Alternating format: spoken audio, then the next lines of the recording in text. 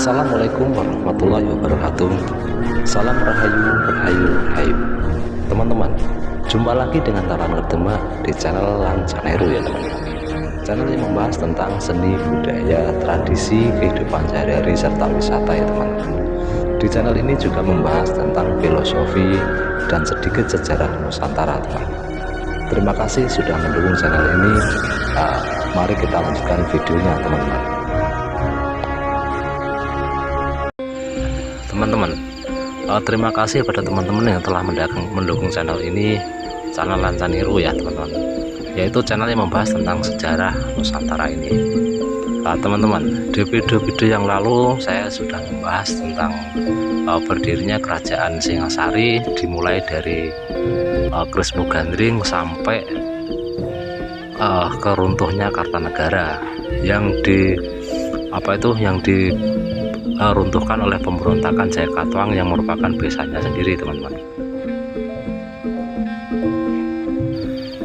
Untuk di video kali ini saya ingin membahas tentang sejarah mundur lagi ke sekitaran abad 7 teman-teman, yaitu sejarah tentang kerajaan Mataram kuno atau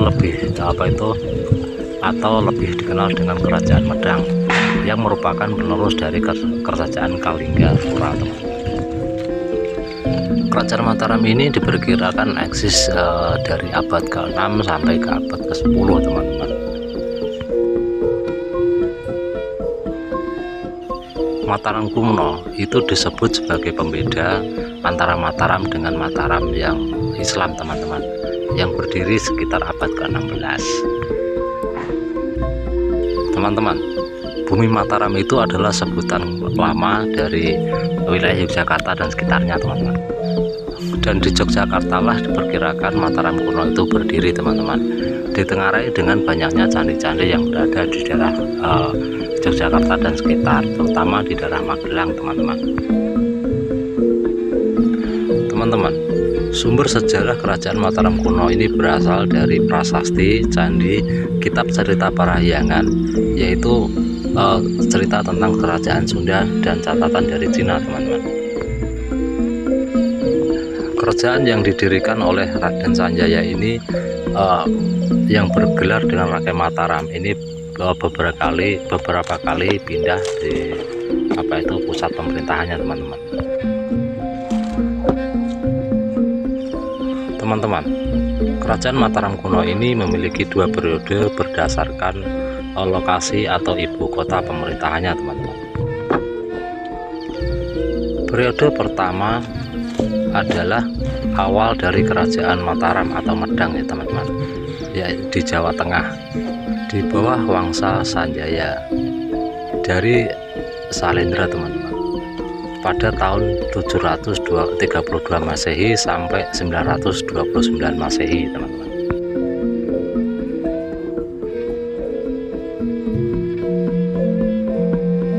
Teman-teman, sedangkan periode kedua itu ketika pindah ke Jawa Timur teman-teman, dan dikuasai oleh Wangsa Isyana pada tahun 929 Masehi sampai tahun 1015 Masehi ya teman-teman.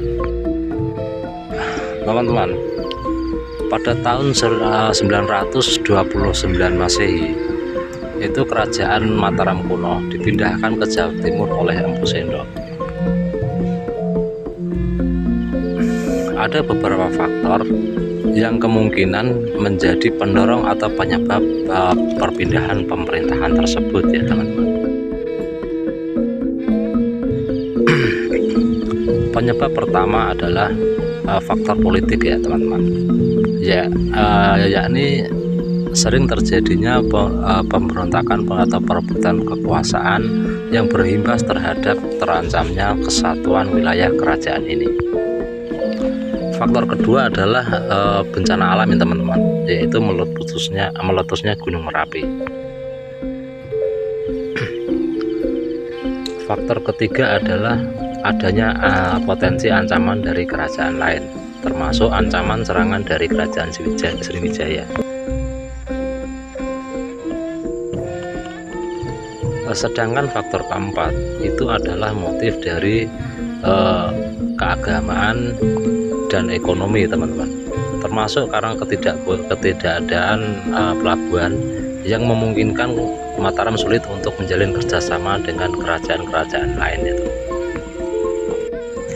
Teman-teman, lokasi tepatnya pusat kerajaan Mataram kuno pada periode awal yaitu di Jawa Tengah, teman-teman, diperkirakan berada di bumi Mataram atau Yogyakarta pada masa awal-awal berdirinya di bawah pemerintahan Rake Mataram atau Sang Sanjaya, teman-teman. Kemudian lokasi pemerintahan kerajaan Mataram ini sempat berpindah-pindah beberapa kali ya, teman-teman, dan pada akhirnya itu oleh Empu Sendok dipindahkan ke wilayah Jawa Timur ya, teman-teman, yaitu ke wilayah Jombang. Teman-teman, Magelang juga menjadi salah satu wilayah yang sempat menjadi tempat berpindahnya pusat pemerintahan Mataram kuno ya, teman-teman. Itu dengan bukti begitu banyaknya bertebaran candi-candi yang ada di Magelang, seperti Candi Mendut, Candi Pawon, Candi Borobudur, dan lain-lain, teman-teman. Bahkan mungkin masih banyak lagi candi-candi yang belum ditemukan peninggalan era zaman Mataram kuno ya, teman-teman. Teman-teman, setelah dipindahkan ke Jawa Timur oleh Empu Sendok yang berkuasa pada tahun 929 Masehi sampai 947 Masehi. Pada masa-masa inilah selanjutnya Mataram kuno itu dikuasai oleh Wangsa Isyana ya, teman-teman. Teman-teman, setelah kerajaan Medang runtuh atau kerajaan Mataram kuno itu runtuh pada awal abad ke-9 Masehi, teman-teman, selanjutnya muncul kerajaan-kerajaan penerus dari Wangsa Mataram, teman-teman, yaitu Kerajaan Kahuriban, Jenggala, Kediri, Singasari, Majapahit, Demak, Jipang, Giri Kalinyamat, Pajang, hingga ke Mataram Islam ya, teman-teman, yang kemudian memunculkan Kesultanan Surakarta dan Kesultanan Yogyakarta, teman-teman. Kerajaan Mataram kuno ini terkenal dengan toleransi beragama yang sangat kuat ya, teman-teman, antara umat Hindu dengan umat Buddha, yang terbukti seperti terlihat di dalam pembangunan Candi Borobudur, Candi Kalasan, Candi Prambanan, dan lain-lain, teman-teman.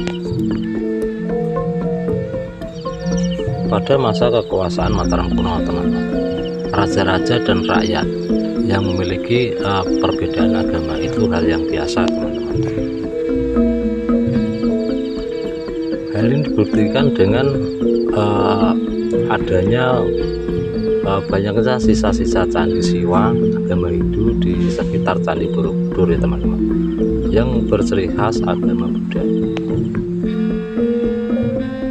Teman-teman, salah satu bukti kuatnya toleransi beragama di era Mataram kuno ini, teman-teman, adalah pernikahan Pramodawardhani dengan Kakek Pikatan ya, teman-teman, yang merupakan pernikahan dari agama Hindu dan Buddha.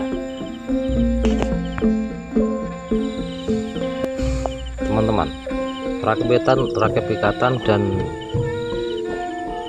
Pramodawardhani itu bersama-sama memerintah kerajaan Mataram kuno, teman-teman, itu sekitar periode 840-an Masehi ya, teman-teman, sampai tahun 856 Masehi, dan menghasilkan banyak sekali candi-candi yang bertebaran di Yogyakarta dan Jawa Tengah, terutama yang paling banyak itu di daerah Magelang ya, teman-teman.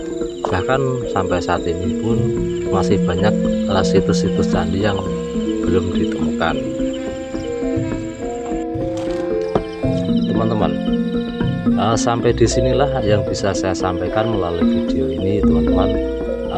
Mohon maaf kalau misalkan narasi yang saya sampaikan ini kurang begitu berkenan di hati teman-teman. Mudah-mudahan apa yang saya sampaikan di channel ini bisa bermanfaat bagi edukasi kita bersama. menambah sedikit wawasan tentang Nusantara ini, teman-teman. Terima kasih sudah mendukung channel Lancanero. Mudah-mudahan kita dalam keadaan sehat selalu. Wassalamualaikum warahmatullahi wabarakatuh. Salam rahayu, rahayu, rahayu.